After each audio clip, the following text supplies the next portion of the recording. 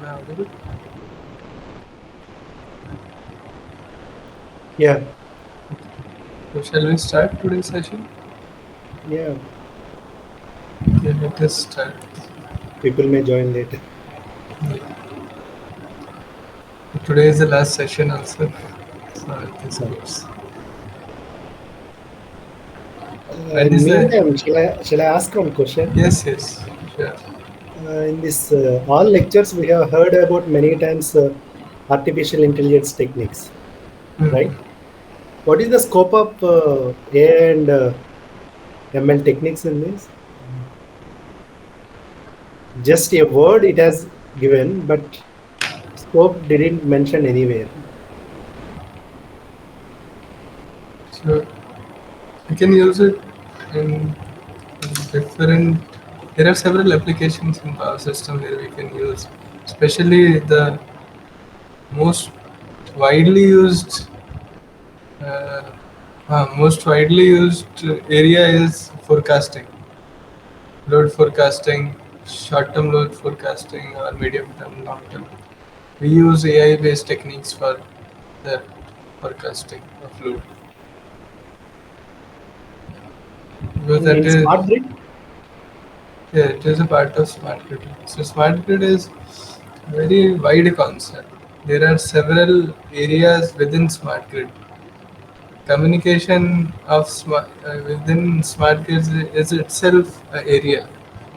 Then cybersecurity of smart grid is a very big area in itself. There are several components of smart grid, and this load forecasting has been done since decades, but different methods were used. Now several AI-based methods are being used for forecasting.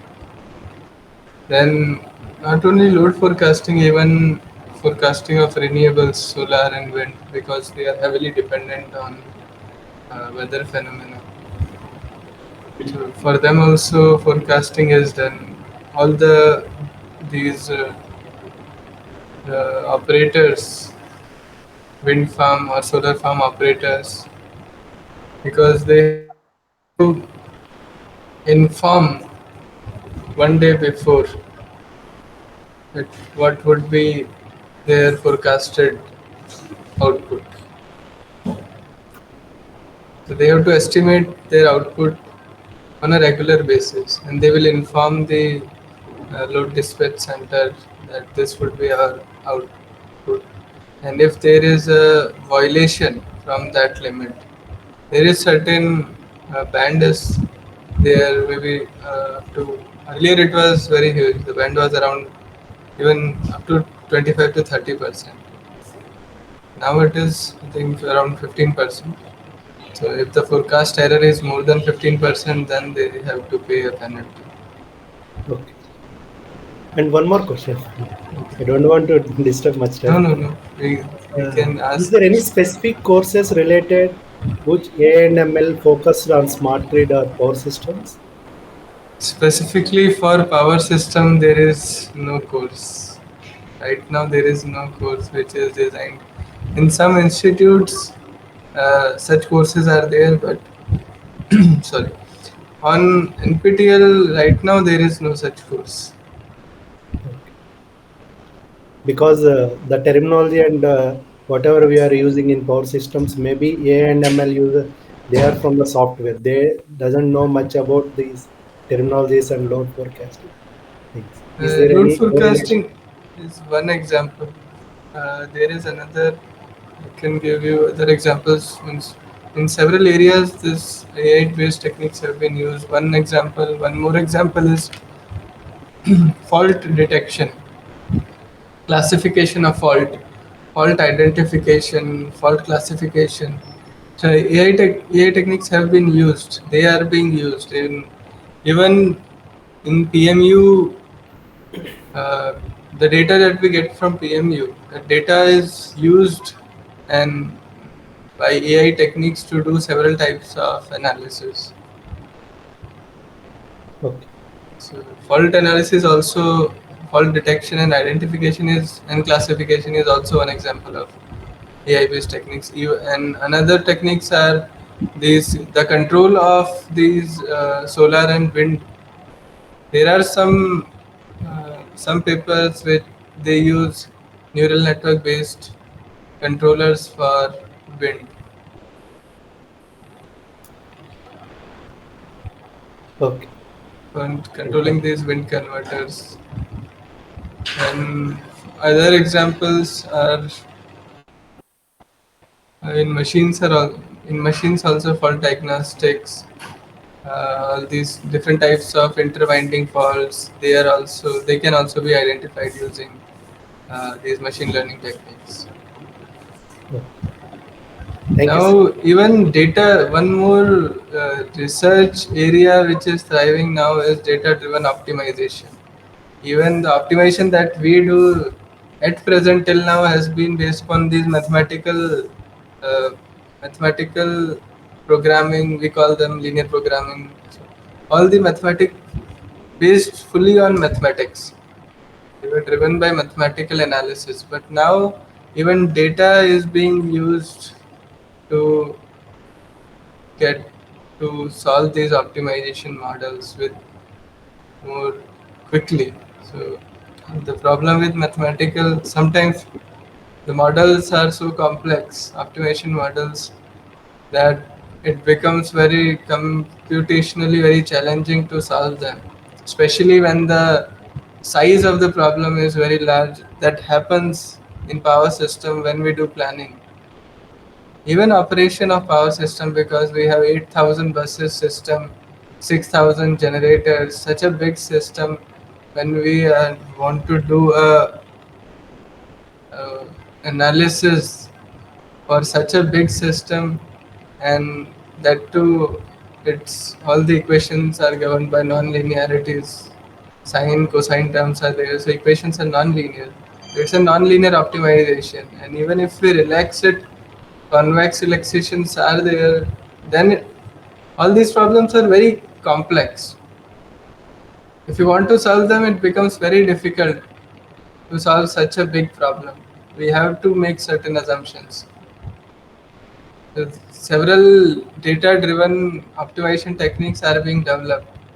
Even this optimal power flow is one example. So, say there are several new papers which are solving optimal power flow using neural network, deep neural network, convolution neural networks. So, AI, artificial intelligence, or operation research. These are the two branches which are until now we have been focusing only on operation research, that is solving all our power system problems using optimization only. But now the focus is now shifting towards data driven optimization or a mix of two. So optimization is there, but it is driven by data. So that is a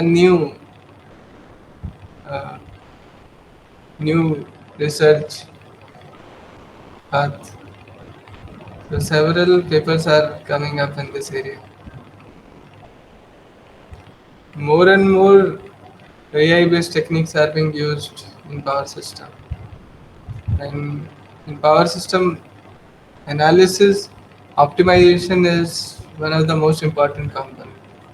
Whether it's daily analysis, market clearing, that is also on the back side. It's entire optimization which is running. Entire market clearing is based on optimization.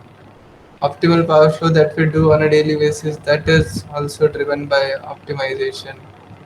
Our planning problems, they are optimization based. So our system is is too much dependent on optimization, and that is where several techniques are coming up to solve these non-linear uh, optimization problems.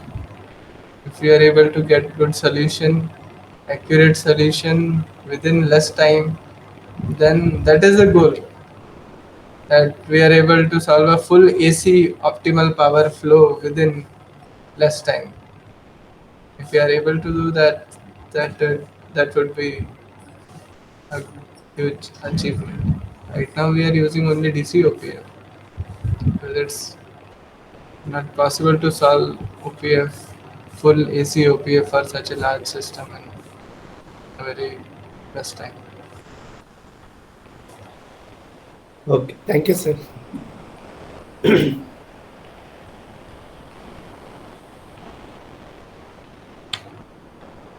So let us start with today's session. Welcome all of you for the last session, last live session for advanced research trends in smart grid technologies. So we will first of all see a very brief overview of week 12 and then we will discuss some questions. You can find the link for all the recordings on this URL and also the links, all the links are available on the portal also. And just after today's session, I will upload the link for today's videos. Even all the presentations are also available. I hope you are able to access the presentations from all the sessions. Can you please confirm?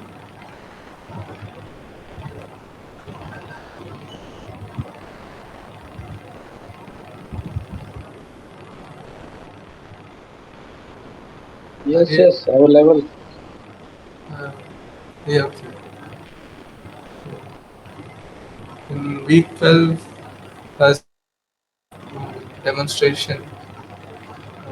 In demonstration also, the focus was on power, hardware, and loop.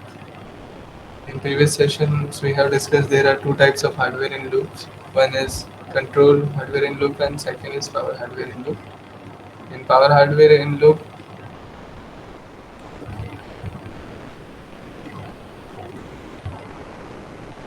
this is a term which distinguishes these two, CHIL and PHIL. These determine the level of voltages and currents. In power hardware in loop, the voltages we have physical devices, real components, maybe generator, transformer, or some other devices which are. Uh, if we talk about single phase, then it's 230 volts RMS. But the output that we get from simulators is maybe up to 10 volts. But actual apparatus that we want to connect to our network, which is inside RTDS, that is operating at 230 volts. So there is a gap between the two voltages. So this signal cannot be directly fed to the this actual power apparatus. In between, we need some one component which can make this 10 volts to the desired voltage level, desired voltage and power level. For that, we need this power amplifier.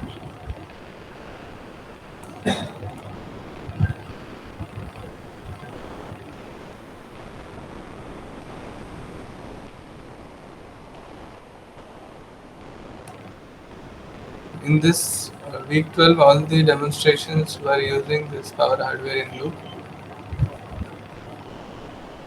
The first one was the energy management in DC microgrid. Here, the microgrid was modeled inside OpenRT.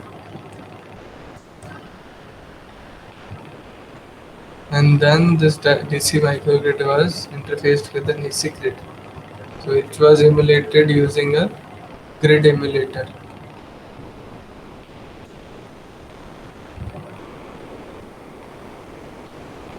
Since this is also acting as a grid, which is 230 volt per phase, and OpenRT will only give up to 10 volts. In between, we have to connect a power amplifier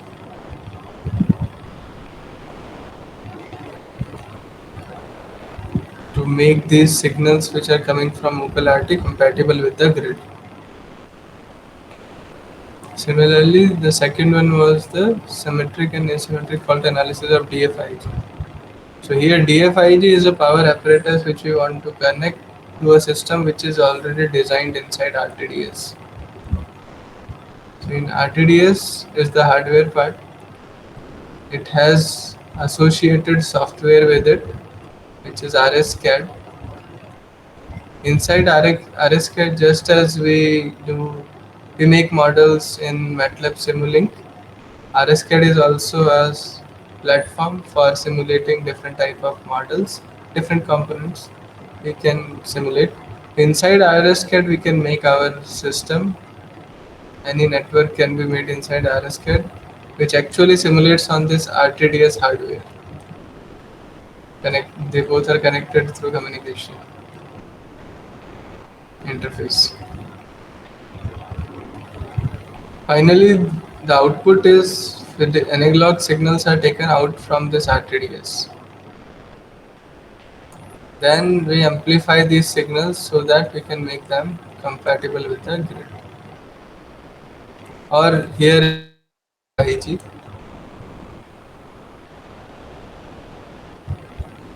And third one is the demonstration of ancillary support for virtual synchronous generator. So here also one virtual synchronous generator is made using DC-AC converter,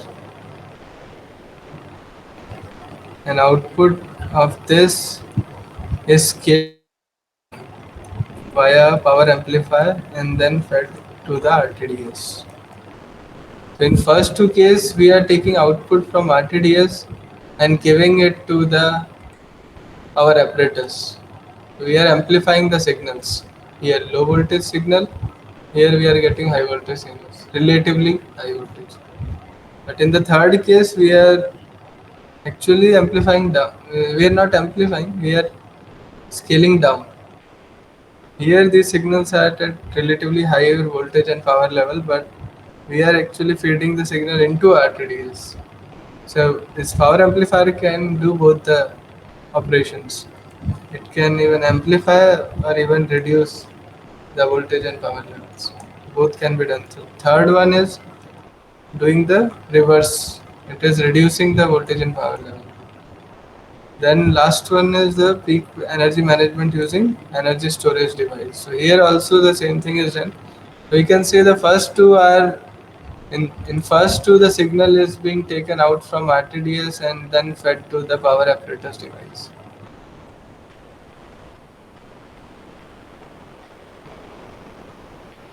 And third one, signal from power apparatus is being fed to the RTDS. While in sorry third one. While in the fourth, both are happening because it is energy storage. It can both charge and discharge. So here both the operations are happening. This is power apparatus, and in between is a power amplifier, and the power flow is bidirectional in the fourth case. Even in the above cases, bidirectional power is possible. If between DC to AC, DC microgrid, we are connecting to the AC grid. Even that also will be bidirectional.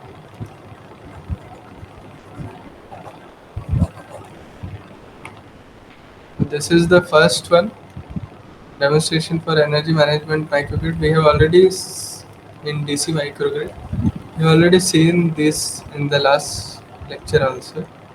We'll quickly go through this. So this is the DC microgrid which is simulated inside Upalati. And this is a converter, actual hardware.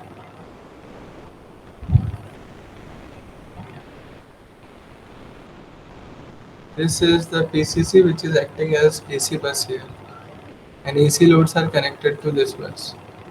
And then here we are having grid. So this is a grid emulator.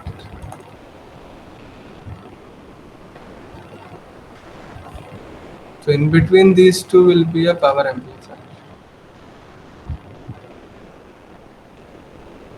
So this L filter, the output of L filter will go to power amplifier, then the power amplifier to the grid emulator.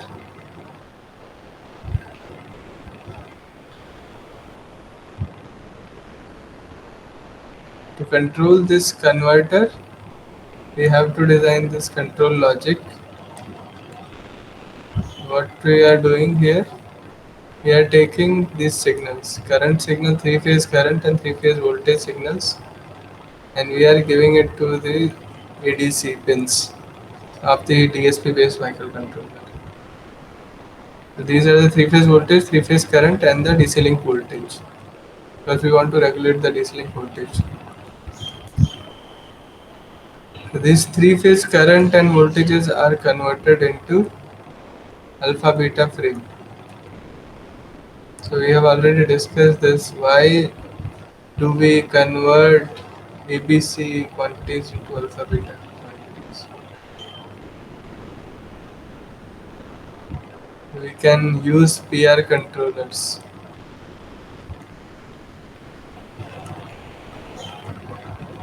Can we not use ABC quantity directly?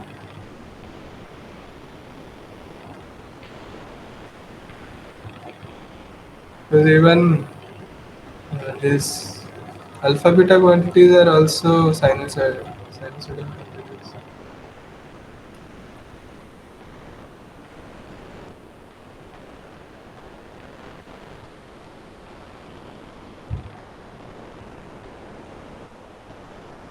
By converting into this frame, one thing is we are simplifying the equation. Second thing is we are reducing the number of controllers required.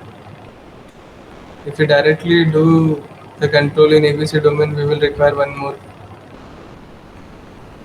controller. So after converting this into this alpha beta frame,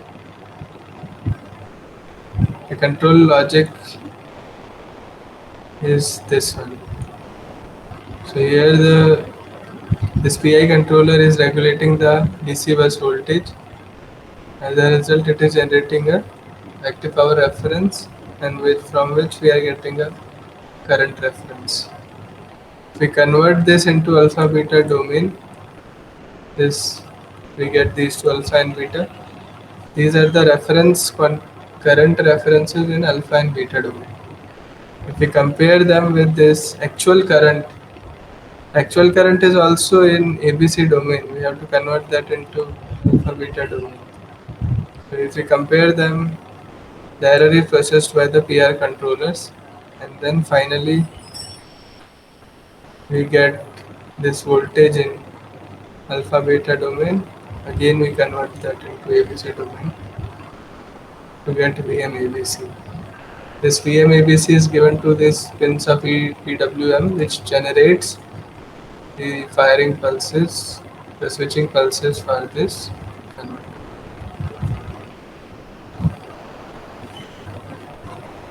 Second one was the demonstration of PHIL experimentation for symmetric and asymmetric fault analysis of DFIG.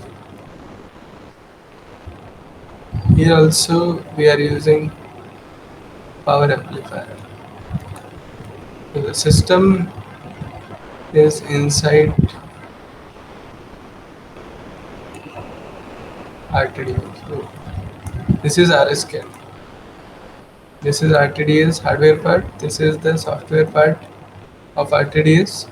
Whatever system which is made inside RSCAD, that is simulated on this RTDS hardware, and we can monitor each and everything here in RSCAD runtime.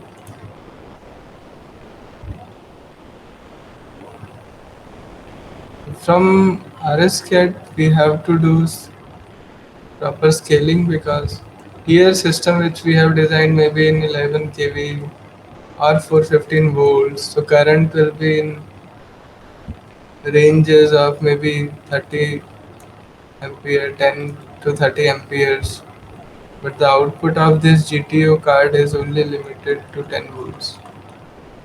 So proper scaling has to be done. to get this output, to limit this output. Whatever we give to this GTU card, its output will be limited to 10 volts only. To get, if we connect a CRO here, to get the proper output, proper scaling has to be done.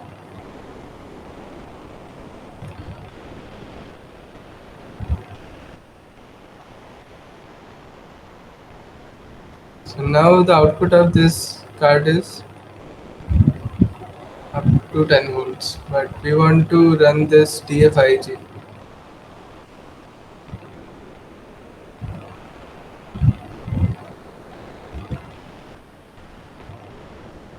So we want to amplify these signals. For that we need the power amplifier.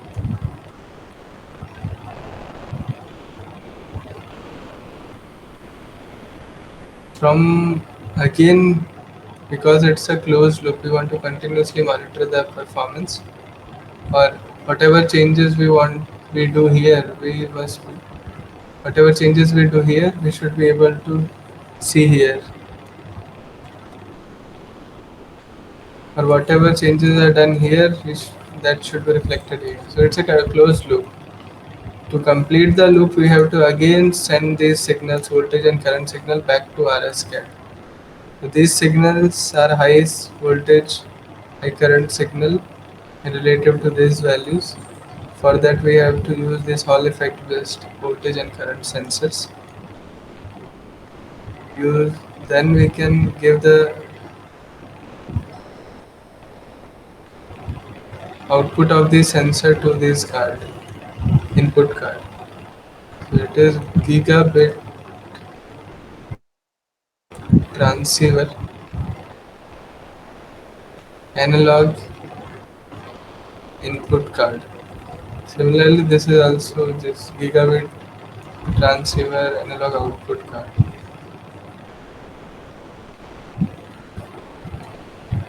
After this through filter, it goes to RSCAD. So the loop is complete.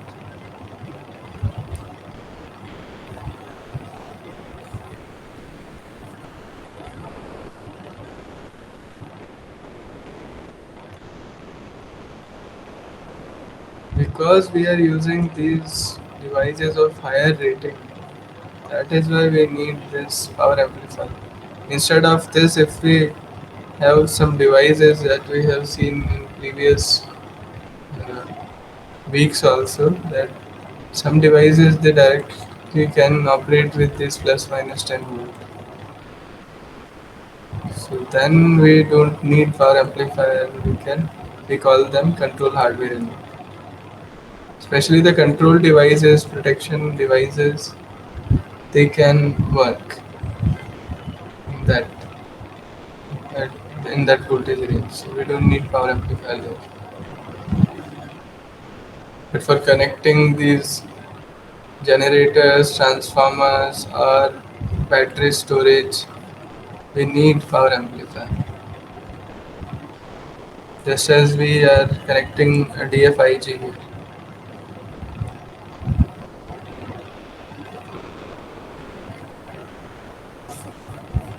This is the this was one option. One demonstration of how GTI card is used. So this is a function generator. You can generate any kind of function here. So a sinusoid was generated here, which was given to the input card of the RTDS. So this card is there. You can see these are two racks. This is one rack. This is second rack. Third. So there are total 6 racks. So behind these racks, there are these cards in vertical position. They are mounted on the back side of these racks. We can provide them signals. So we can provide 12 signals here. So 6 here, 6 here. That is why we call them 12 channel GTI card. We can provide 12 signals. Here you can see 12. So this is the hardware part which is mounted on the RTDS on the back side of the each rack, and this is its software interface inside the RSCAD where we make our system. So this is the software part. We can access all these signal from this hardware through this software interface. We are giving analog signals. Inside it converts the signal into digital. Whatever processing is happening, it is happening in digital domain. So we are able to see signals. That is why it's written A to D here, analog to digital. So these inputs are taken and then the simulation is done.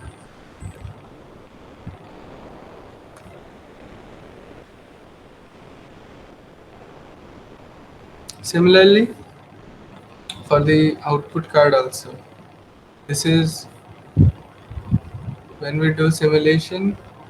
After proper scaling, we assign these signals in the RSCAD, and suppose we are giving signal to the first channel. The first set, this it will directly go to the hardware. This first channel, so it will be available on this channel. We can take the output from this channel and connect a probe to this CRO, and we can see the output.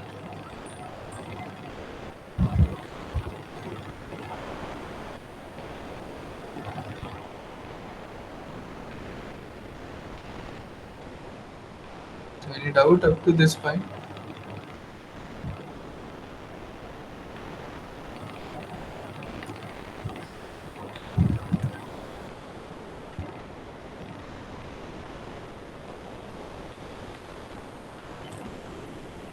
Okay.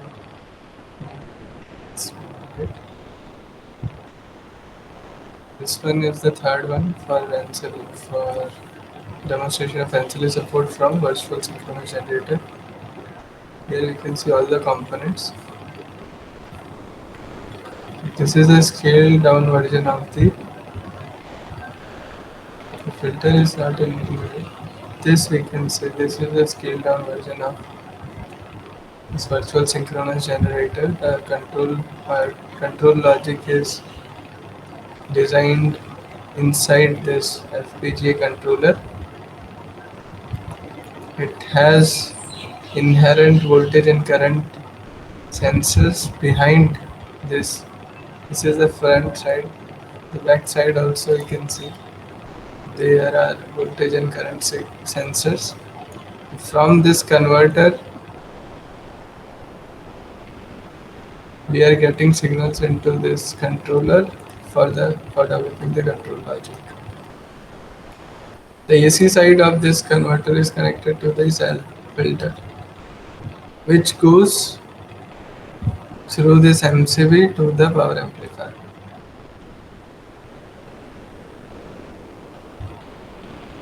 Now here what is happening, here the converter is at a higher rating. Suppose it's 230 volts single phase, and we are giving it to amplifier. Our output is given to the RTDS. So we are scaling down here because we are taking output from converter to RTDS, and inside RTDS this is the system as you can see on the screen.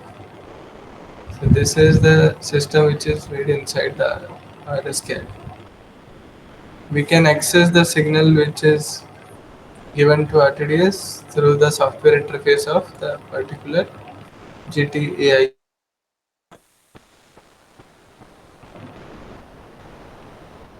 So in this, two types of contingencies were considered: disconnection of solar PV and connection of induction motor load. So in both the cases, in this generation is reducing, here load is increasing. In both the cases, there will be a dip in frequency,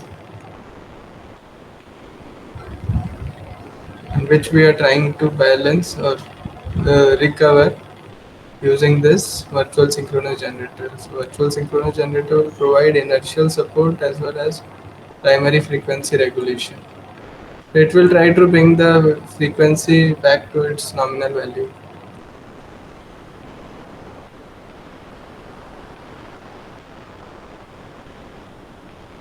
So entire simulation is being done inside RSCAD, but the signal, the signal of output from this virtual synchronous generator, it is the actual power hardware. It is actually generating signal outside the RSCAD, and we are taking the input to RTDS. So this is a hardware in loop simulation. Network is inside. Network is simulated inside RSCAD, and then it is connected to this power apparatus in a closed loop fashion. So signal can be taken inside RTDS, or it can be even taken out from RTDS. So it becomes a closed loop via this power amplifier, which can amplify or scale down the signal for the bidirectional control. That is why this is a 4 quadrant amplifier. We want operation, we want bidirectional operation.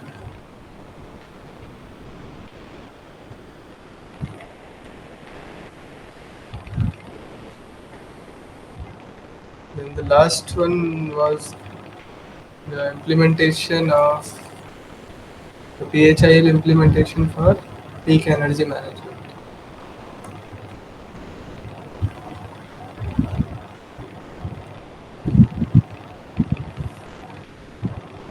First, let us see why. So, can anyone of you tell why do we need peak? Why do we need to do peak energy management? What is the need for doing peak energy management? Can any of you tell if you recall from what you have heard? Yes.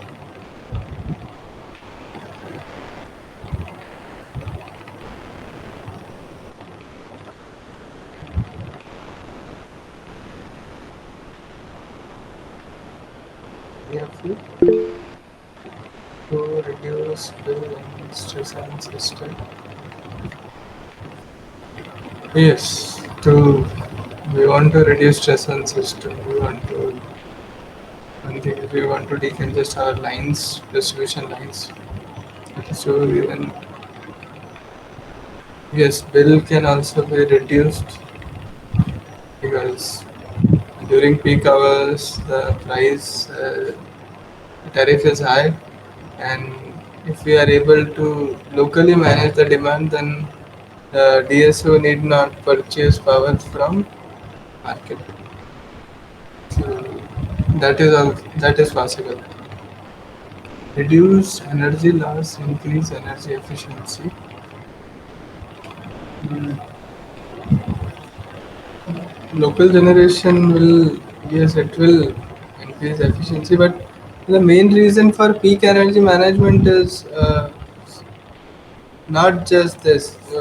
The for distribution system, the biggest problem is what is the biggest challenge problem with the distribution system faces. Load profile, yeah, load profile is there, but uh, there is one major problem that the distribution system operator always wants to control. There is one quantity which distribution system operator wants to keep within a tight band. Congestion, no, not congestion management. So I will give you three options: current, voltage, or power. Which one of these we want to keep within tight band? What is the so distribution system operator would want to keep which of these three quantities within a tight band? Yes, it's voltage. The main problem for distribution system is voltage regulation.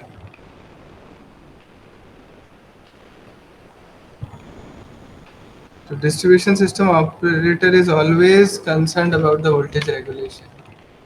The problem happens when, especially when there are long feeders, the voltage at the far end, the fag end of the feeder is sometimes it reduces to a very low value, and the apparatus for that house may not be working properly.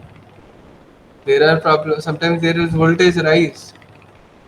So this is uh, when we do the power system analysis or power flow analysis in transmission system, we always consider this assumption. We make this assumption that the voltage is close to 1 per unit, and that is why from full ACPF we are able to do this fast decoupled load flow, and we are by making these assumption, and finally from ACPF we make this DCOPF.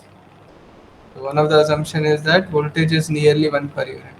We cannot make this assumption for distribution system. Voltage is may not be. It's not normally. It is not close to 1 per unit.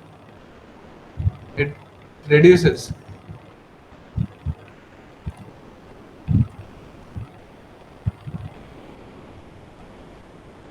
So we want to keep it within a tight band. So what happens if suppose during peak hour? During peak hour, if PV is very high, output of PV is much more than what the load requires.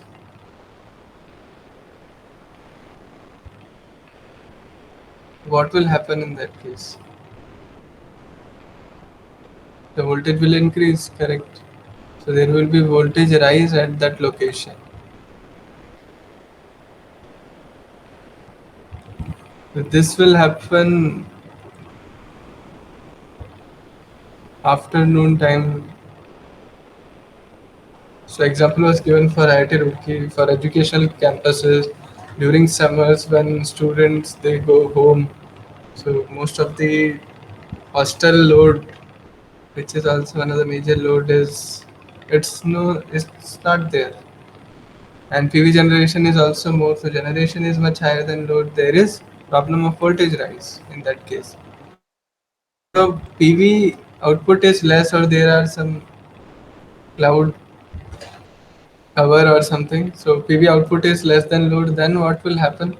Or there is a PV output may be there, but heavy loading condition is there. So there will be voltage drop.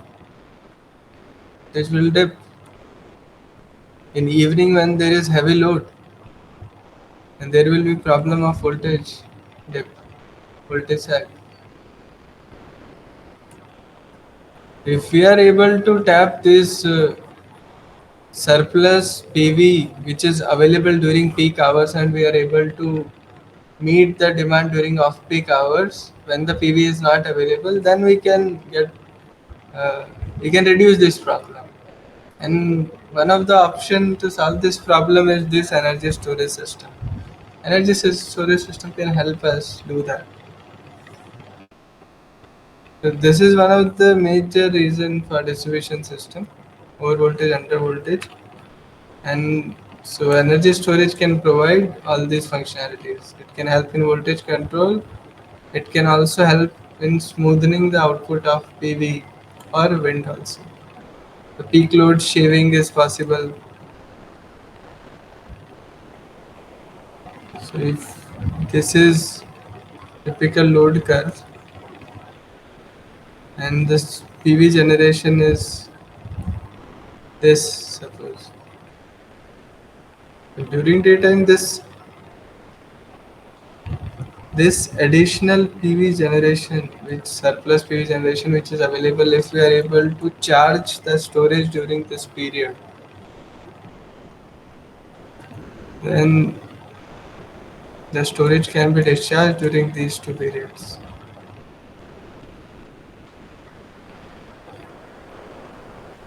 to maintain the voltage profile. Then minimizing power losses.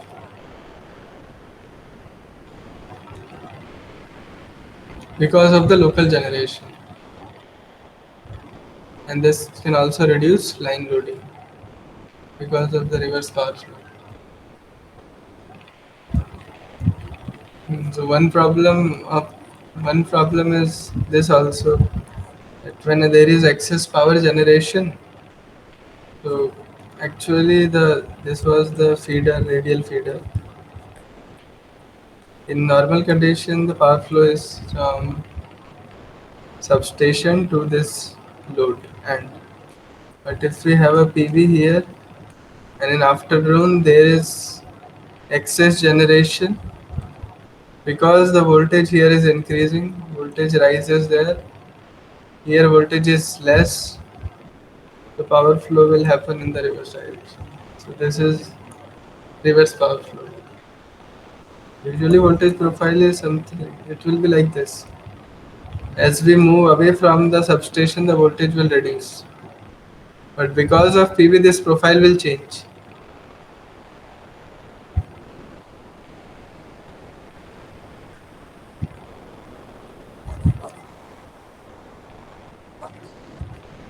By using storage, we can improve, maintain our voltage profile. So let us see this. This is the main purpose for of this implementation, PHIL implementation. So we want to minimize those problems of voltage regulation.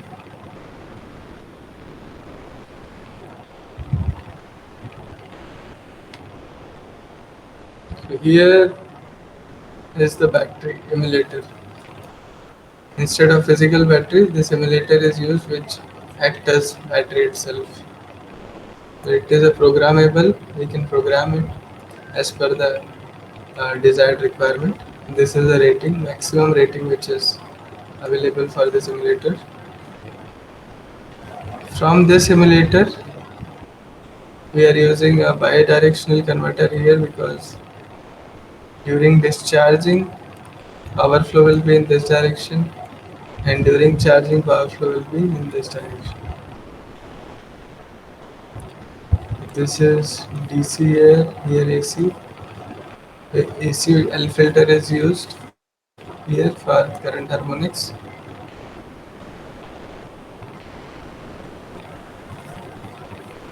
And then switch, then output is given to the power amplifier.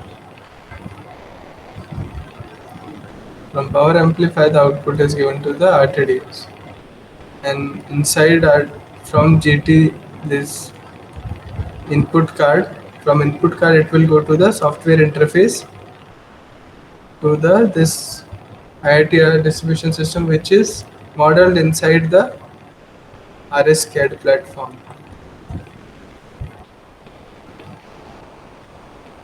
So this is acting as a physical BESS, and this is acting as the physical IITR system. Although we are not actually going into the IITR system and integrating this storage to a particular bus, but still this RTDS and RSCAD interface is acting like a IITR distribution system. So instead, before actually placing a storage to the a particular bus, if we can do similar analysis beforehand, we can know what are the problems we are going to face when actual implementation is done. So that is one of the biggest advantage of using PHIL. Before actual implementation, we can test each and every situation by actually simulating the our entire system and then interfacing it with the physical power hardware device, physical power device. Instead of this battery emulator, we can also place a actual battery. But instead of placing actual battery, we use battery emulator only because of safety reasons, and we want to make sure that everything is working fine. Is something if we do place the actual battery here. So before the physical implementation, everything is validated inside the laboratory using this hardware in loop simulations.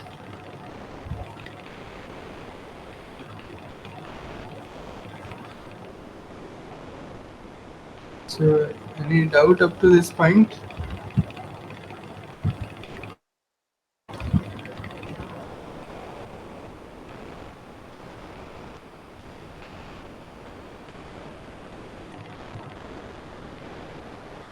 Okay, let us move ahead. Last topic was several how India has started the smart grid mission. So in India, we have this national smart grid mission,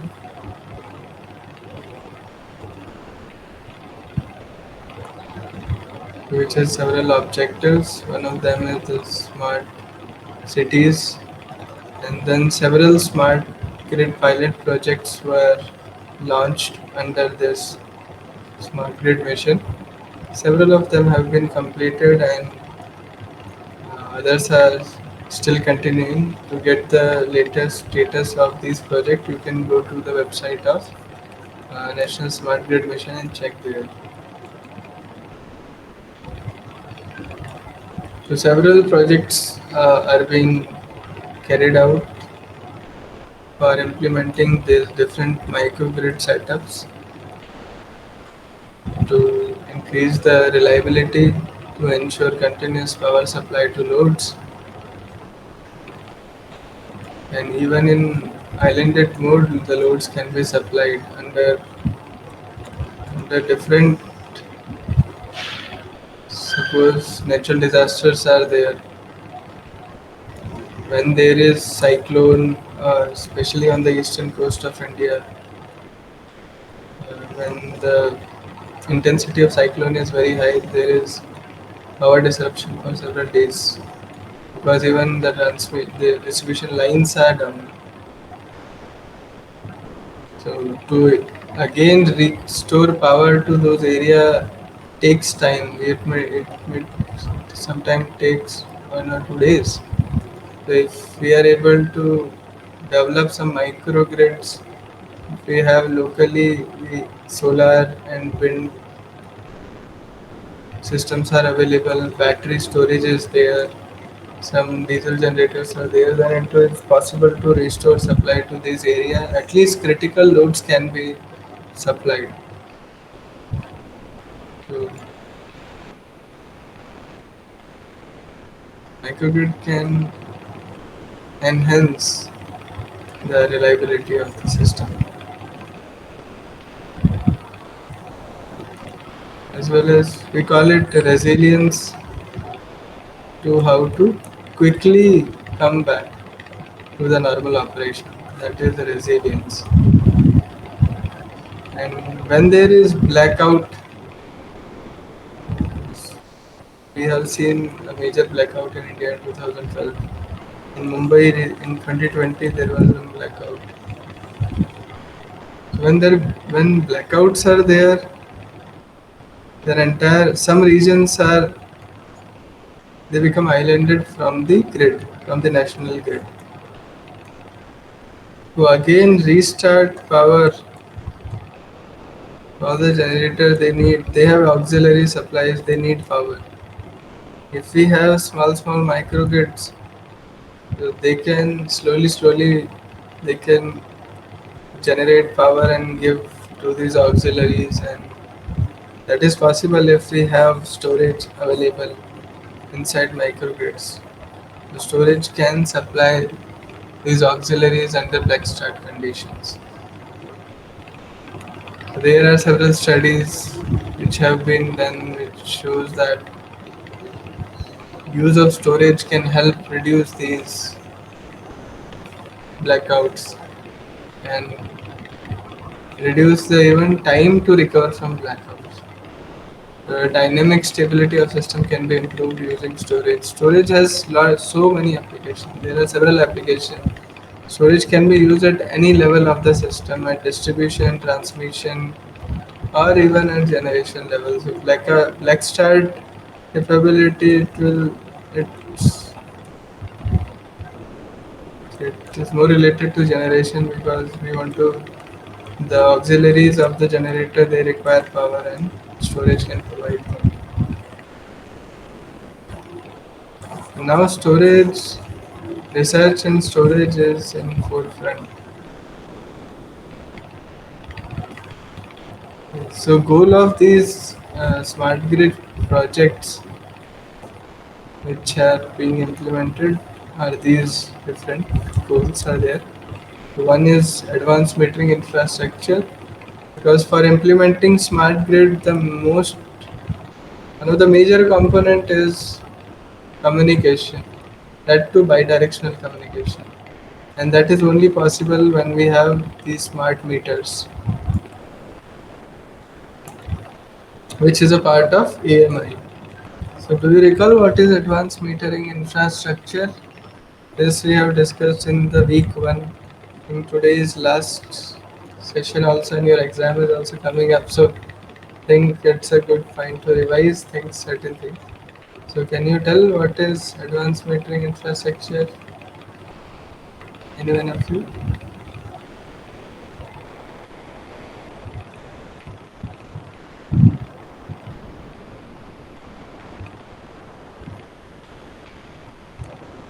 So this is a hint. You have to fill the bar. These I have not filled. What is this? What is this? If you can fill these, they can come up with ingredients, constituents of AI.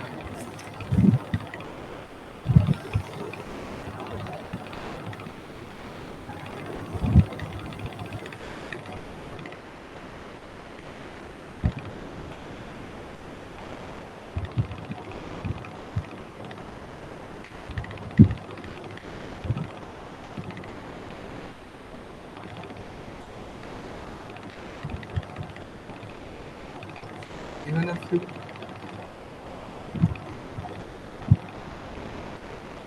grid communication smart meter, okay, so 2 points are correct. So this is smart meter,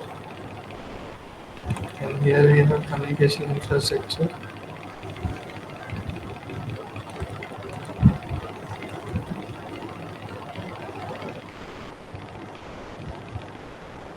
Instead of grid, it will be meter. Correct, correct, correct. This is correct. Meter data management system. This is correct. And inside we have data concentrators. So this entire infrastructure will constitute the advanced metering infrastructure. The smart meters, they communicate to the meter data management system, and there can be a bidirectional communication between the two.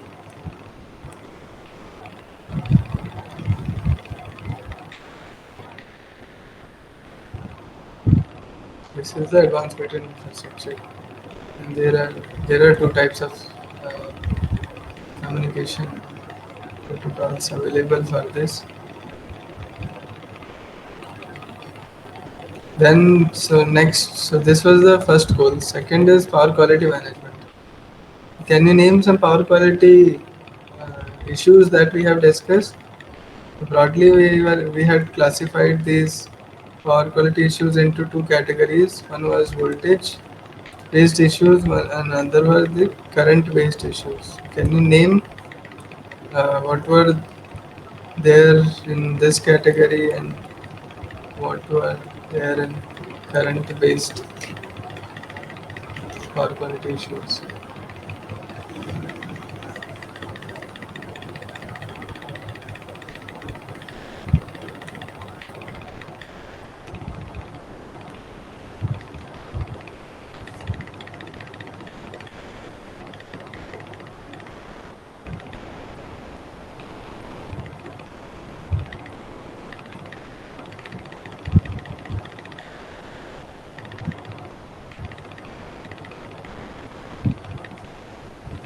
I will give one hint for this. I will tell one of the name for voltage based issue. So one is voltage sag. So can you tell other?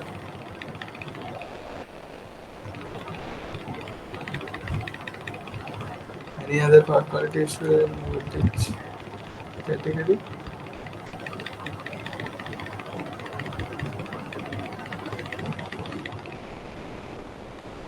Yes, voltage swell.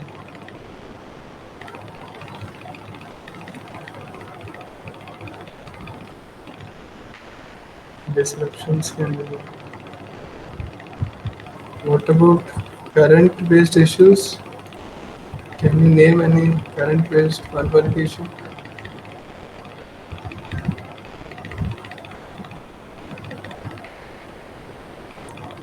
Harmonics, correct. Harmonics or something. The overloading will not be a power quality issue.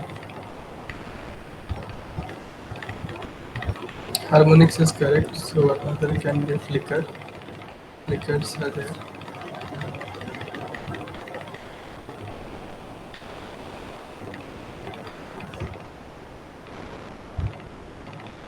Load fluctuation, uh, that is not a power quality issue. Because load fluctuation is always there. It's not in our control. We cannot avoid load fluctuations.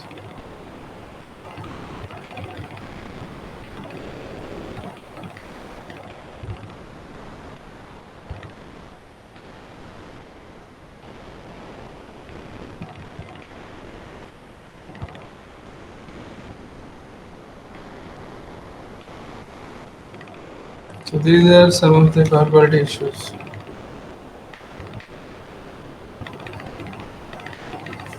And the third is outage management system.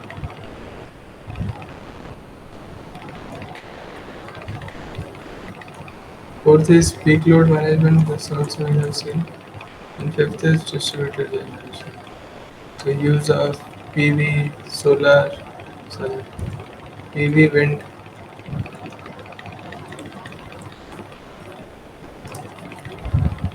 PV, wind, or even micro turbines. All these are possible.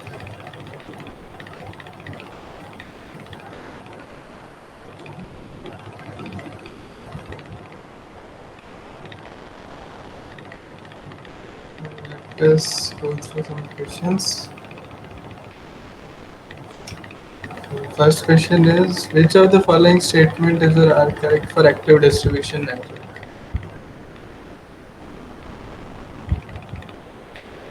The first option is over voltage signifies high PV penetration with lightly loaded condition. Second is absence of PV and low loading conditions lead to low voltages at some location. And third is deployment of energy storage can be helpful for effective utilization of available surplus PV generation. So which of these options do you think is or are correct?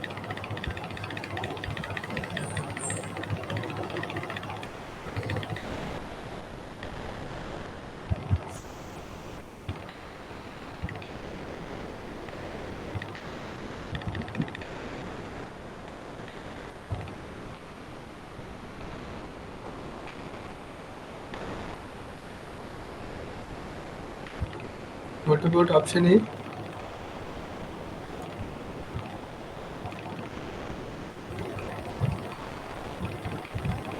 Correct, someone has given correct answers. What about others? What do you think about what about option A? I think we have discussed this also. Overvoltage one when PV penetration is high and load is so PV is much more than load. So what will happen at that particular node? Will voltage increase or correct reverse power flow? Yes, reverse power flow will be there because suppose this is the last node where load is connected and this is the previous node. This is node 2, this is node 1. If PV generation at this node is much higher than load, then voltage at this second bus will increase and there will be a reverse power. So that is correct. So this option is correct. There will be over voltage at that particular location.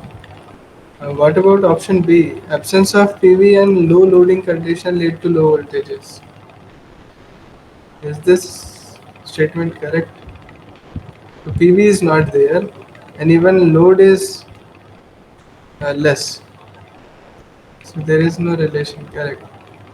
So if load is less, voltage will not reduce. It may be same or it may increase a little bit, but it will not be. It will not reduce. Voltage will reduce when the load is high. Voltage may reduce, but here, so this is not correct. It will be high voltage here. Hmm. Absence of PV and low loading condition lead to low voltages. Okay, if this is high, then it will be low voltage. But this thing is incorrect here. This low loading condition. So in the absence of PV, if high load is there, load is much higher, then the voltage will dip at this location. This node 2. And what about, so third option is deployment of storage can be helpful for effective utilization of available surplus generation. This we have already seen. So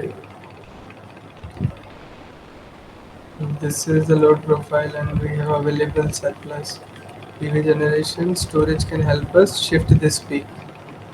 It can help in peak shaving and valley filling. And we can effectively utilize the surplus PV generation as well as overcome the problem of voltage regulation. So option A and C are correct. Let us move to the next question. Next question is which of the following optimization was used for optimal storage size? This is MILP mixed integer linear programming.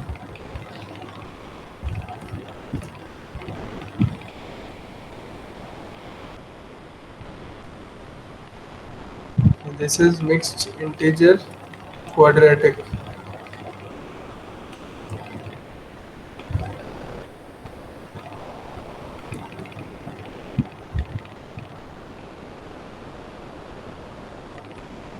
This is quadratic programming.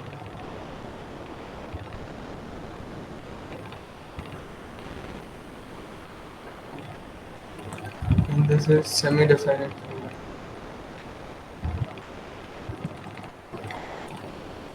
Which option is correct and why? You have to tell reason also. Why that option is correct.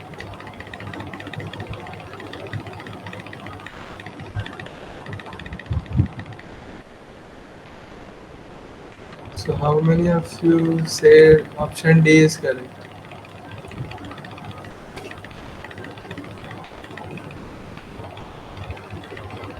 No one for option D. What about option C, quadratic programming?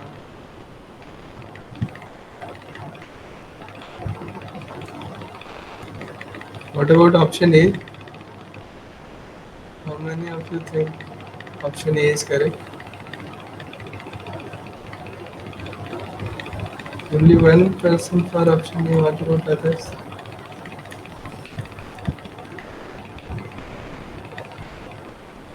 The option A is correct. Mixed integer linear programming. So for feasible solution, uh, we, this is the basic structure for any.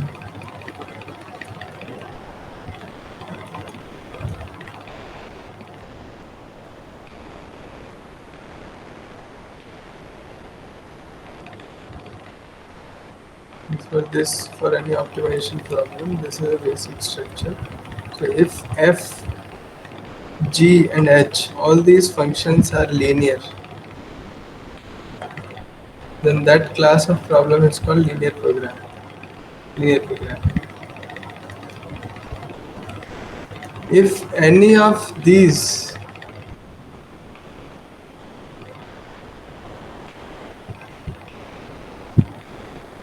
suppose if means x here is a vector, so if any of this x is a variable, at least one of them is a binary or integer variable, and other constraints and objective function are linear, then it becomes a mixed integer linear program. If even one of the variable becomes binary or integer, then it becomes a mixed integer linear program.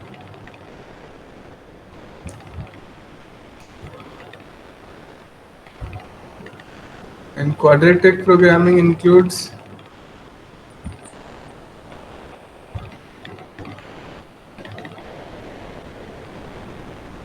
so in quadratic programming, fx is objective function. This is called objective function, and these are the constraints.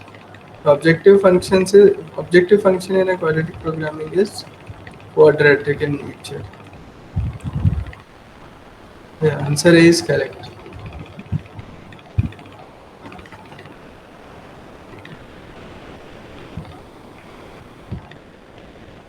And these are linear.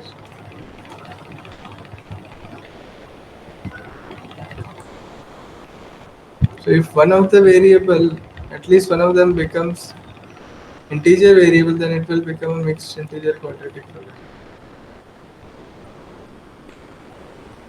And why this citing problem is a MILP problem? Even citing or sizing it, ESS sizing or citing problem is an MILP problem, because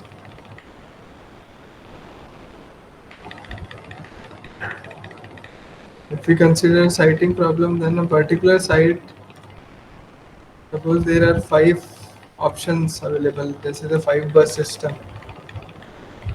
5 nodes are there, and for each one, I am assigning one variable, which can take either value 0 or 1.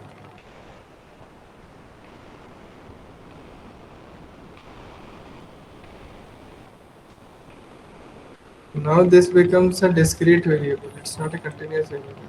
It's a binary variable. Therefore, it becomes a mixed integer linear program if other constraints and objective function are linear. Another reason for why this is MILP, because for storage we have 2 variables.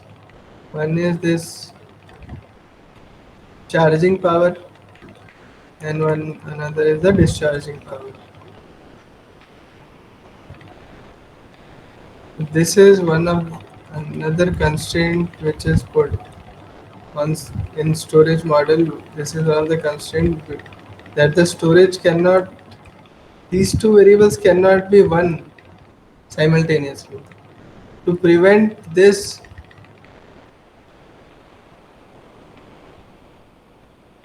also they are associated with a variable, binary variable.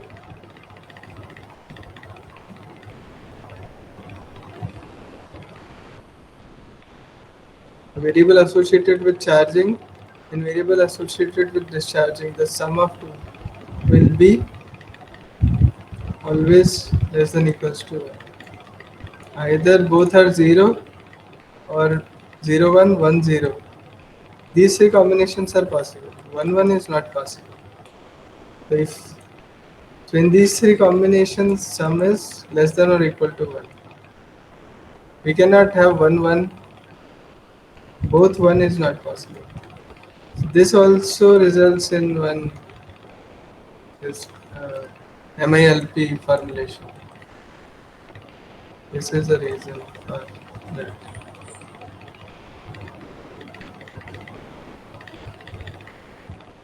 If the variable x is associated with charging, it will be 1 minus x here.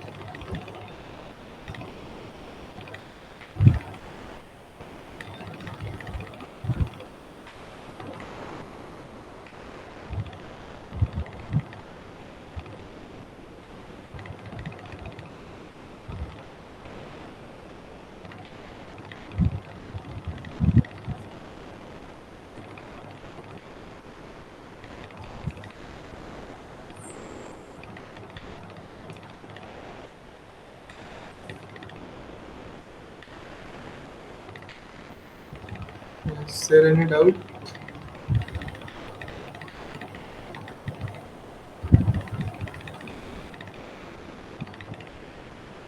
This you will come across several times. So this is important. These terms MILP in optimization. This will always be there. LP, MILP, QP.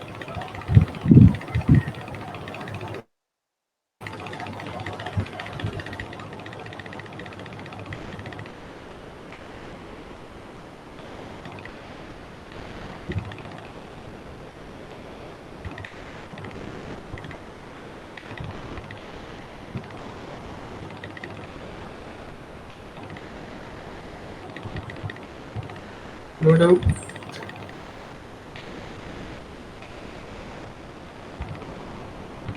Okay. So let us move.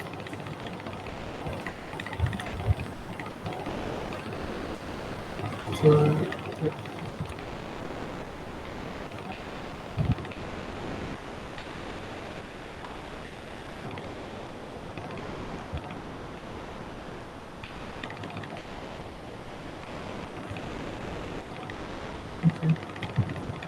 this is MILP. Next question is, what is or are the probable causes of error during PHIL?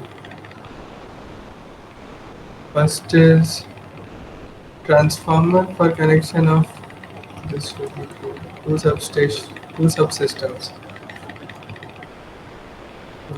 We have 6 racks in our TDS. There can be more or less. One which is available at IIT Roorkee, it has 6 racks, and if there are suppose 6 substation, one inside each 6 subsystem, each of them communicate with each other via they are interfaced with each other via these transformer cross connection. They are connected via these transformers. The cross rack transformer. These are called cross rack transformers. They are Y transformers.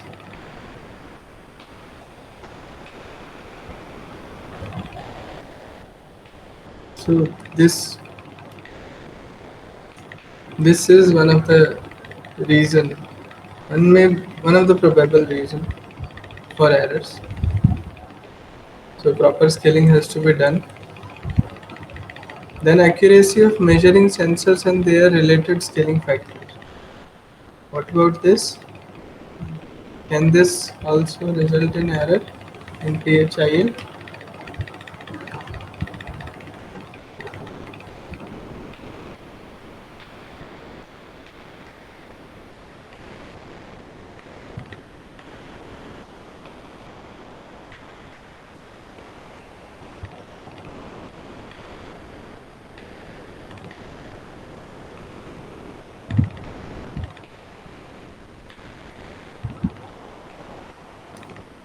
Yes. So B can also result, and C can also result if the scaling factor. So 3 scaling factors have to be considered: one for cross-rack transformer, one for these measuring sensors, and then scaling factor for these input-output cards. All these scaling factors have to be set correctly. They have to be set up correctly, otherwise there will be errors in the output.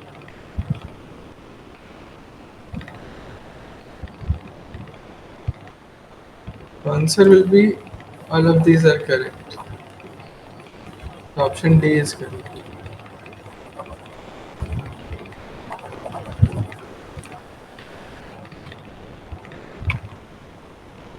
The next question is, in a DC microgrid connected to AC grid, if power generated by PV and BESS is less than DC load connected at the DC bus, then which of these options is correct?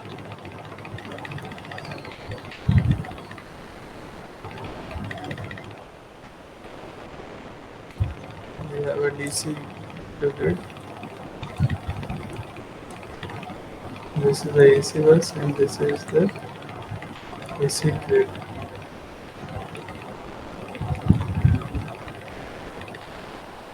So inside there is PV, battery and loads. And sum of PV plus battery is more than loads. So what will happen? There are three options. Either power flow in this direction, A, power flow in this direction, B, or there is no power flow. So which one is correct?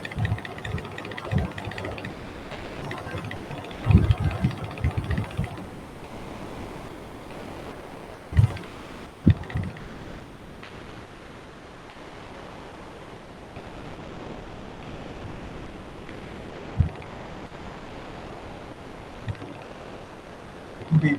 Correct. Correct. Power will flow from AC grid to DC to supply the load because it is a grid connected.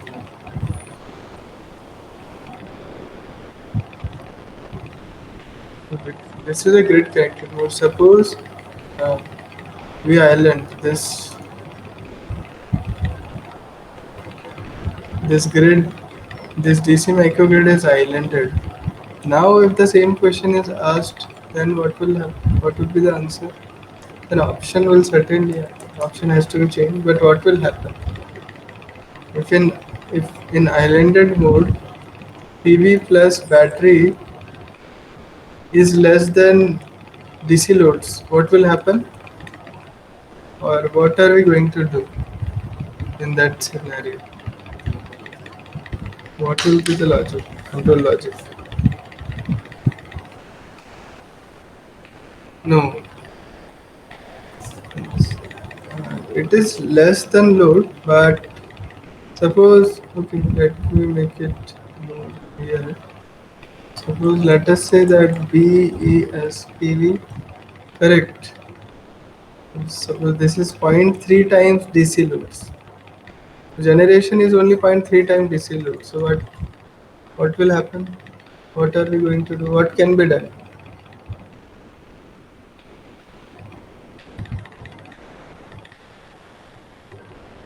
These these loads will be of two types. One non-essential load and essential load. Correct. So non-emergency load or non-critical load will be shared. That is correct. And the critical loads will be given priority. They will be supplied first. So whenever the grid is again connected to the main grid, microgrid is connected to the main grid, it will be charged and the all the loads will.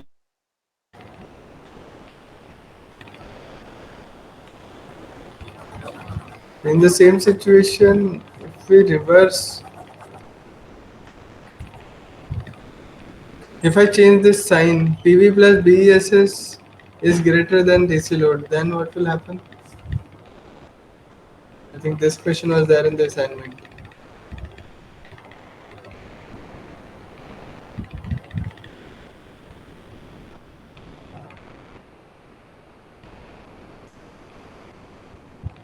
So DC microgrid is connected to AC grid, and if PV plus battery storage is greater than load, then what will happen?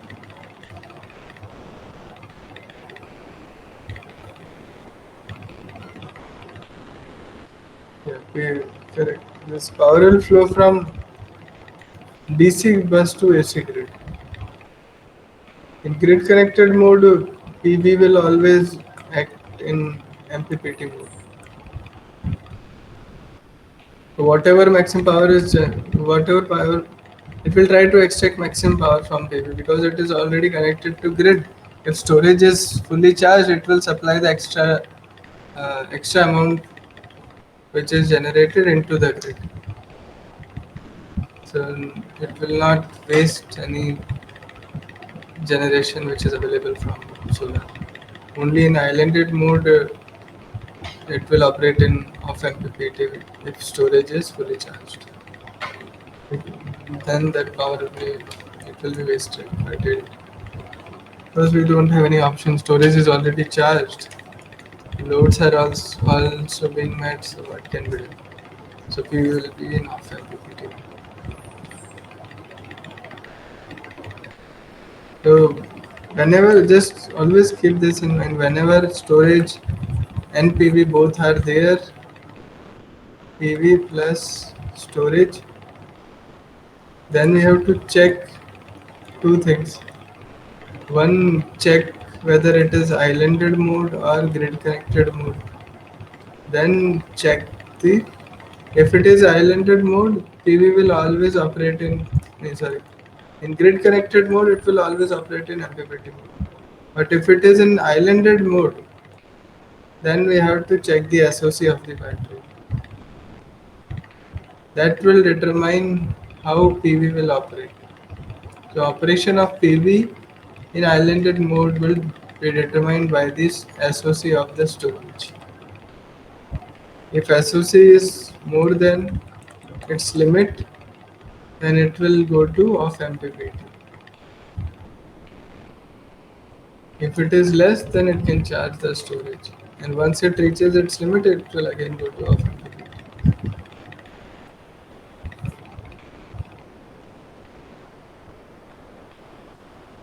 And if the generation is quite much lower, then storage will provide only critical loads. So these questions you can, I think, these are important questions. It's important thing which we should remember through. These are some takeaways from this course. Important takeaways. The next question is select the correct statement about RTDs. The simulation in think carefully. This question is you have to think. Yes. Check each and every statement very carefully and then answer. First is simulation is done in phasor domain. Second is time step is of order of milliseconds. It can simulate more than 1 lakh nodes and execution is in real time. So which one of these is correct? Is or are correct?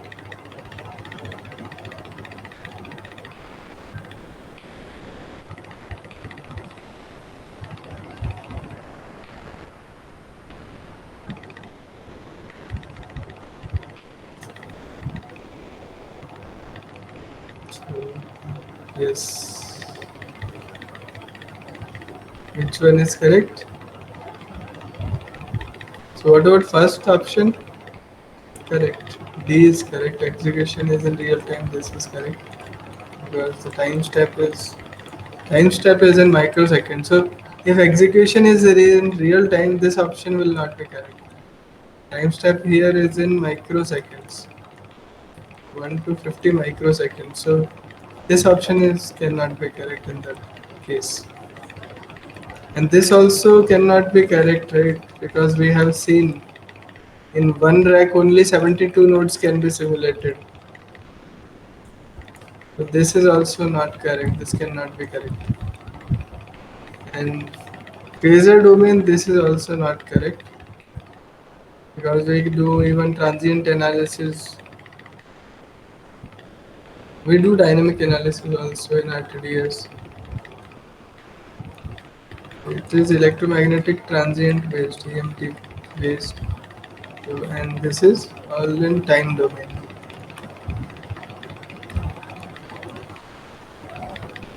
The software that we use for PSSE, this is one software that we use for stability or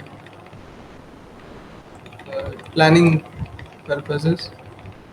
These they work in phasor domain.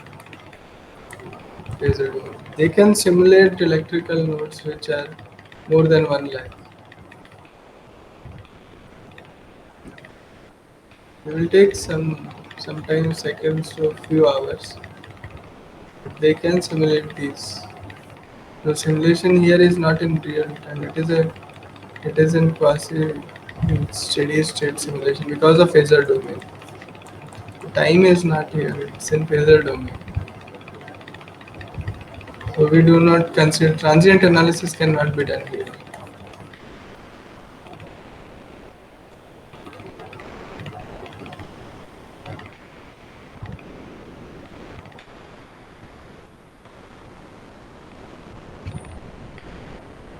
Execution is in real time. This is correct.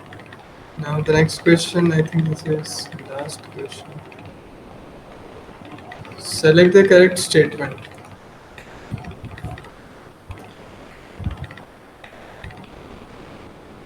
This is also an important concept which you should remember from this course.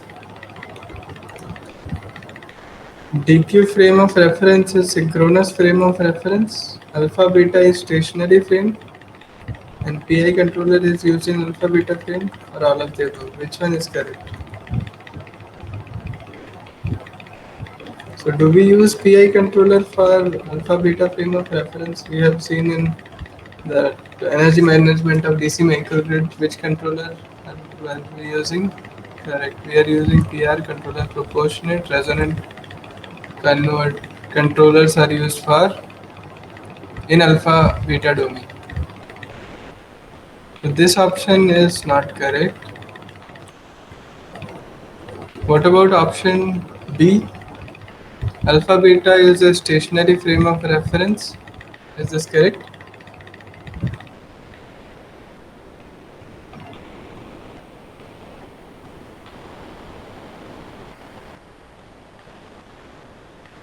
And DQ is synchronous. It should be.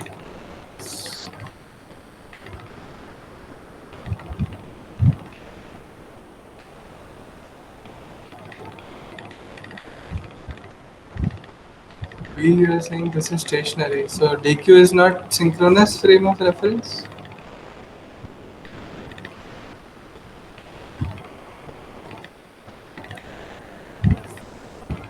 B is correct. What about A? Is DQ frame not a synchronous frame of reference? Correct. Both A and B are correct. DQ frame of reference is synchronous. Can you tell what is the meaning of synchronous? We have discussed this.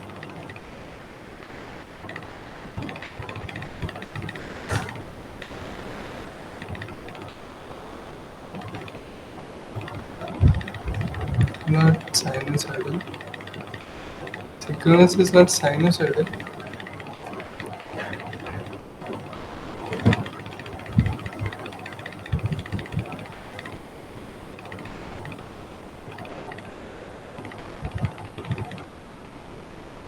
I think I will change this.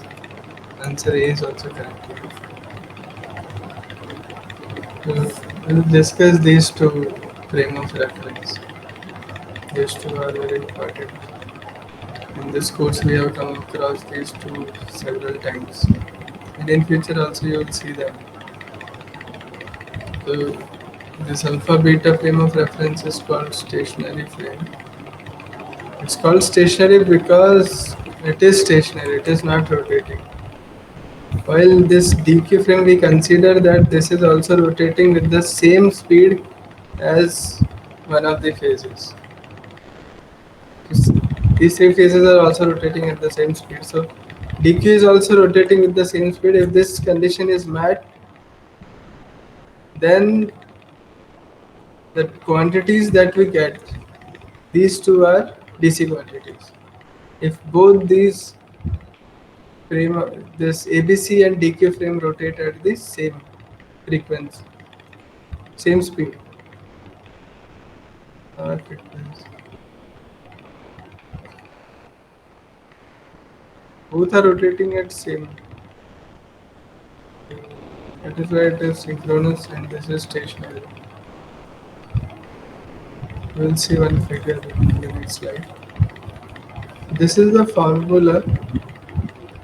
This is the conversion matrix that is used to convert from one frame to another. If we have these ABC quantities, then we can convert them into alpha beta by using this conversion matrix.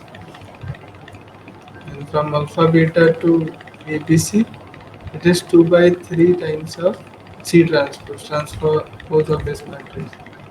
So it will be 2 by 3 of 1 0 minus half 3 by 2 minus 3 by 2.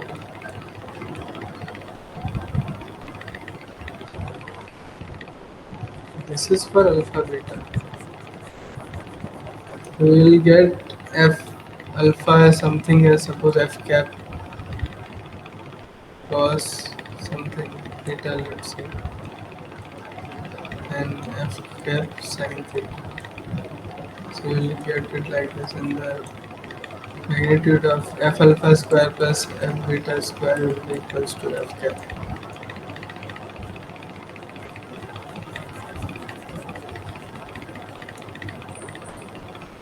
And in DQ frame the relationship is this.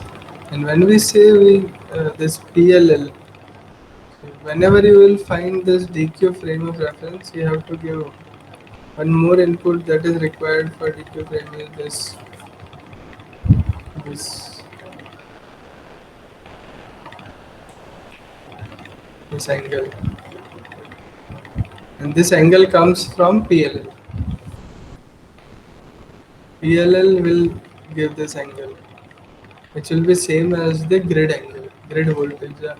Suppose we have one converter which is attached to this grid. We want to interface this converter with this grid,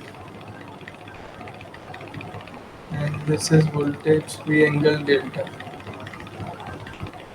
PLL will take the voltages, the grid voltage, and then it will try to lock on this angle, the grid angle, and it will provide that angle to this frame. Now, because these three quantities ABC are rotating with this, in its, it will be rotating at delta into the t speed, angular speed.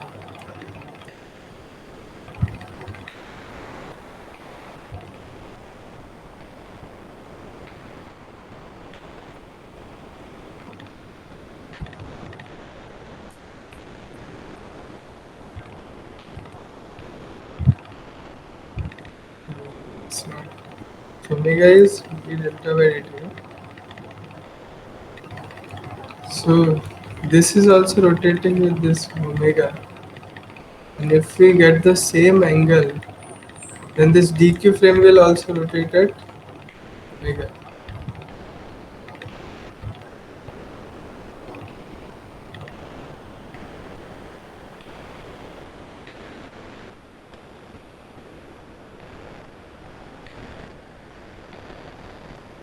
Both will rotate at same speed.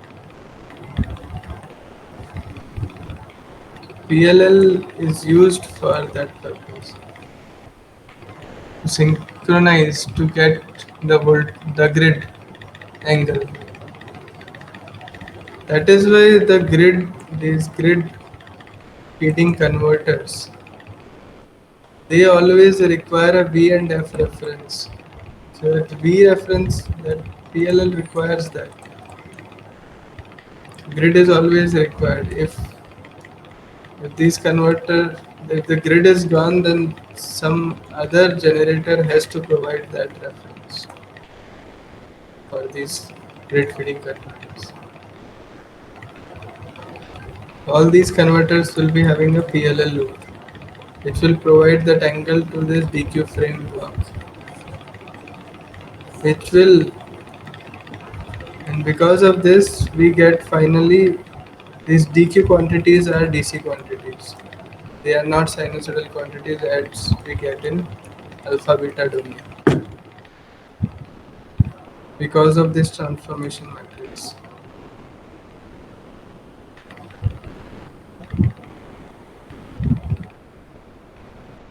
This is a figure you can see.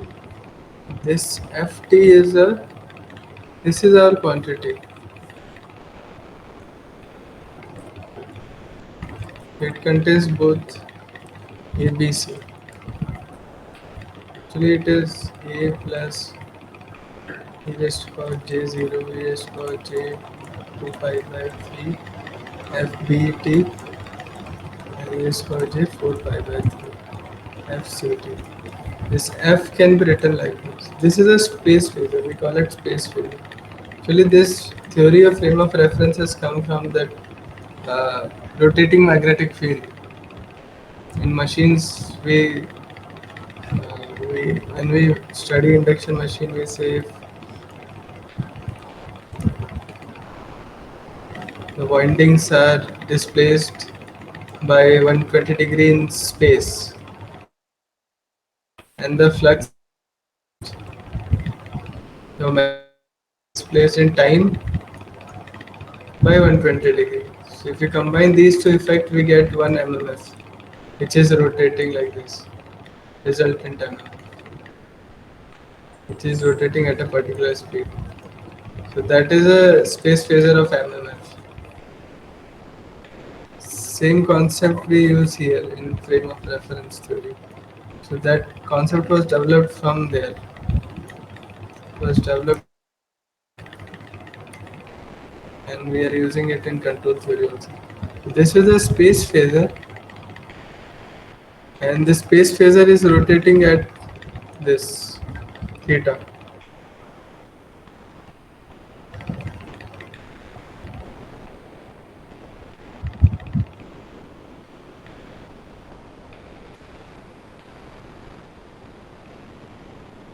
Not rotating at theta, it is angle is theta.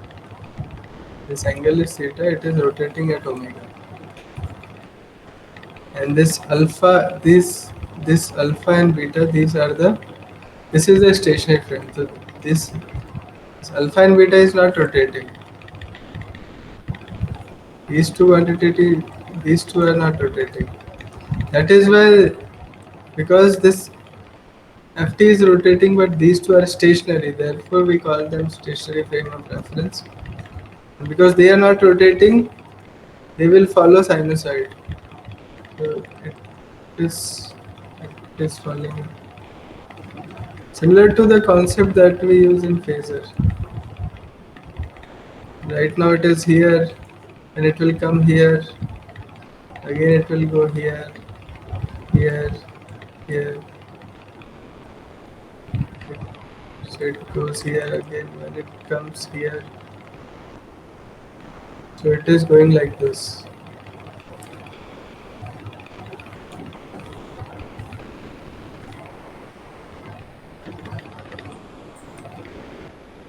This F beta. And F alpha will be like this. Projection, if we take the projection of F on this axis, it will be moving like this. So between -1 and 1, crossing 0. So they are following the sine and cos behavior. So this Ft is decomposed into two components, F alpha and F beta. One is cos, one is sine, and these two are stationary. But if we make another frame of reference, which is this DQ frame, shift this alpha beta frame of reference, this alpha beta frame of reference by an angle, which is this epsilon here.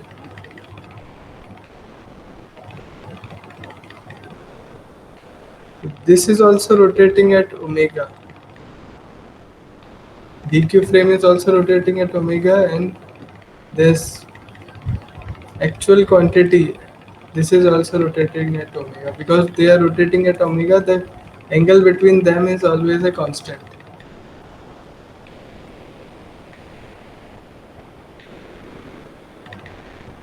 That is why we will get this because this angle is always constant. Whenever we will do this projection, we take projection of this f on D and f on Q frame. So it will always be f into this, and this will be sine part. So it is always constant.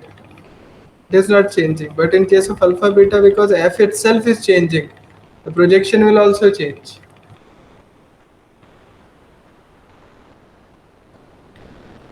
So this epsilon, this is provided by the PLL.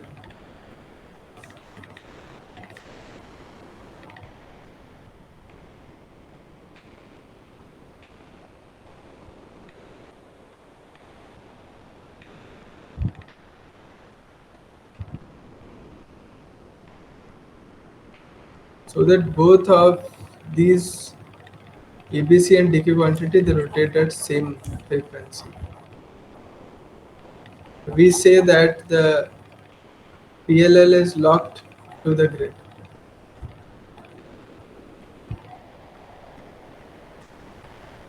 frequency.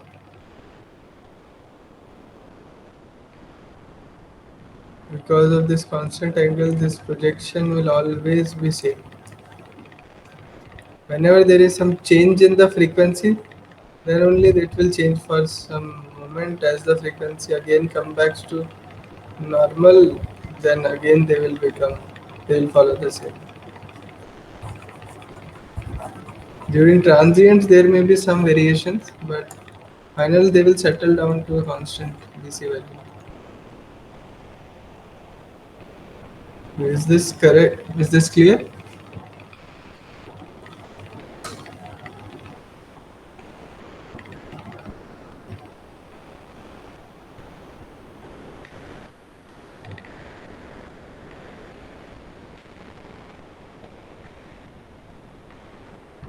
Both correct. Both A and B are correct. So is this frame of reference theory? I have explained it in very brief. If you want to read more, you can go through this book. It is explained in great detail.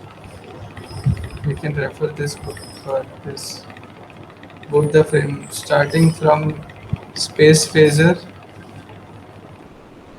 So it builds from ABC. How from ABC to we can go to space phaser. Why space phaser is not a good idea?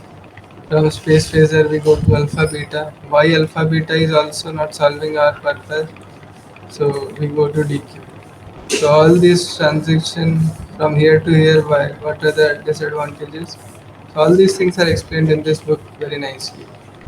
So if you like, you can read. So whenever you get time, whenever you want to refer to this concept, you can always see this book.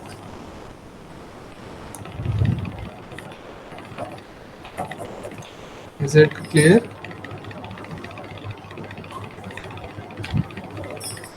So last time, one question was on that demand response. So the correct answer was IS. So this was the option, right? Who determines the preferred demand volume and time duration? So it's there in lecture 8, the fifth video of lecture 8. Oh, sorry, week 8. Week 8 last lecture. It is mentioned that clearly mentioned ISO determines the preferred demand volume and time duration that is offered. Then this information is given to aggregator. The aggregator will receive the load data, and then the aggregator will confirm from the consumers are they willing to participate. So depending upon their availability, it will select the consumer for their participation in the DR program. Then accounting for the number of interested consumer, the aggregator optimizes the total demand and then send the data again to the ISO as well as the distributor operator. So both it will send the data to both DSO and ISO.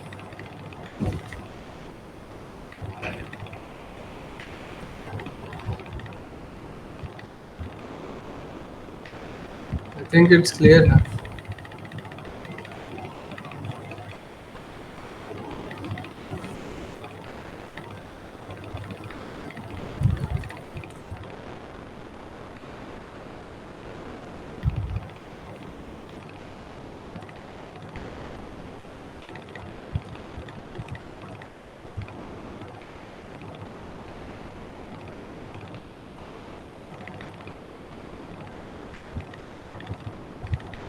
Is it clear?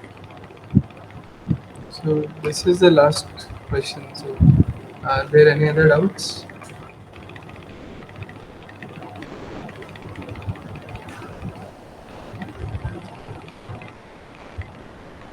When is the exam?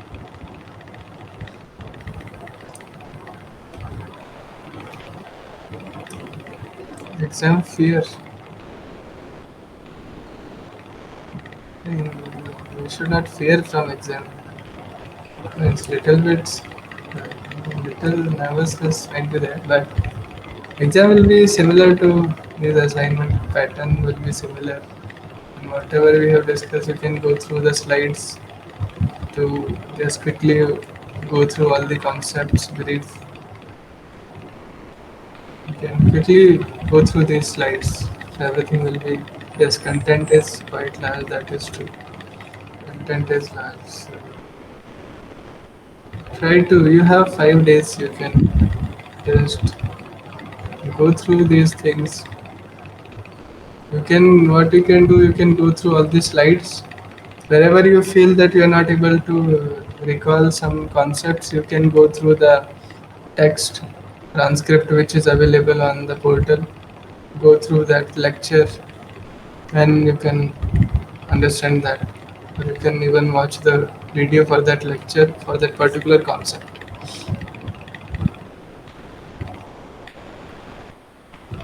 So these slides will help you in quickly revising all the concepts.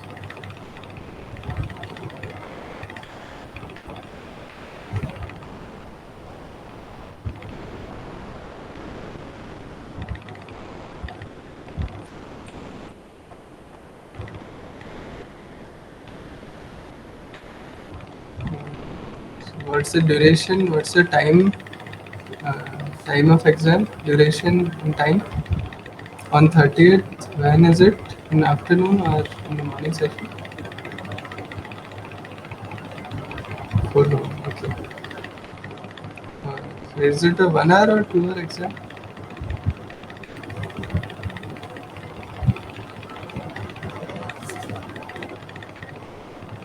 Or 3 hour?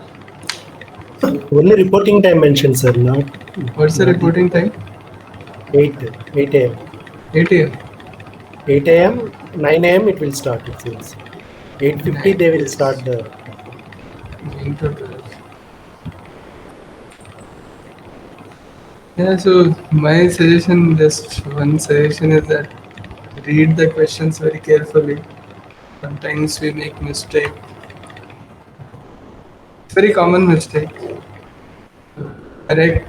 Sometimes it's incorrect, and we just superficially reading it. We make a mistake, and in we forget in, or sometimes we consider in, and that creates a problem. Sometimes it's also between true and false, not is or are, that also we forget. So all these things, and sometimes even question my the statement which is there in option itself may be little confusing. So just try to read them very carefully and then answer the questions. I think we'll all be able to do good. Whatever we have discussed, questions that we have done after the lectures, after going through the overview, we all were able to answer most of the questions. So if you remember those concepts, you'll be able to do good in exam.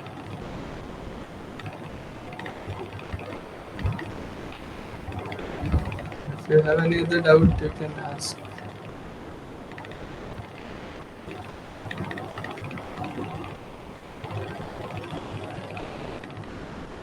I hope the sessions were useful for all of you.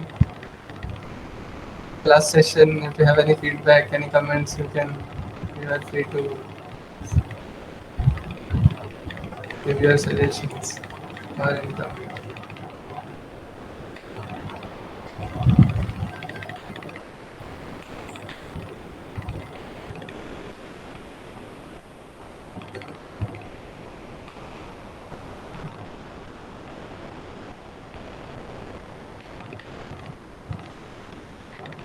So if no questions are there, then I think we can wind up the session.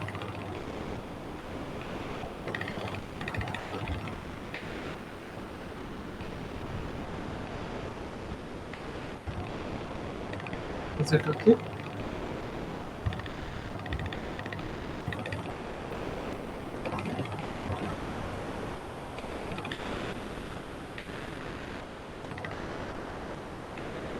Yes.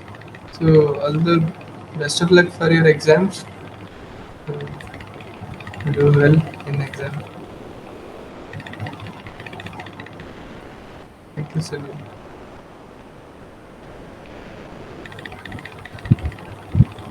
Okay, so let us wind up today's session. Best of luck for your exam. Hope to see you again in some other course or maybe same. Okay. Thank you. Thank you, Sunil. Thank you all of you for joining. Thank you, Joe.